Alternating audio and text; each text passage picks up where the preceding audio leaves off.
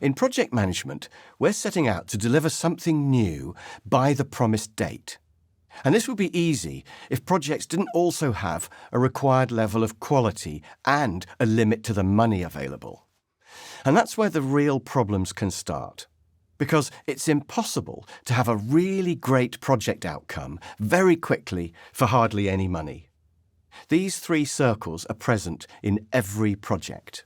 You can have high quality and speed if you pay a lot, or you can have it quick and cheap if it's not very good. And maybe you can have it cheap and good if you wait ages, but you certainly can't have all three of my circles.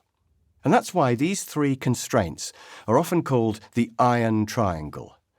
Iron because it's really not negotiable. It's a law of nature.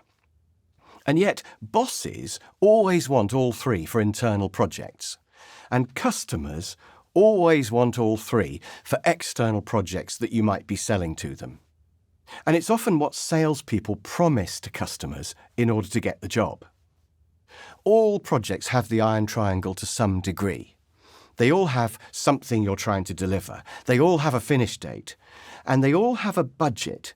Even if you don't think much about the budget, there will always be one.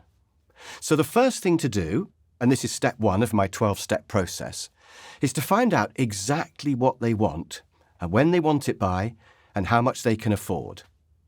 Then you have the information that you need in order to work out whether you can actually do it. Sometimes you can do it, but more often you're being asked for too much. But you always need to start by finding out exactly what the customer wants in terms of cost, quality, and time.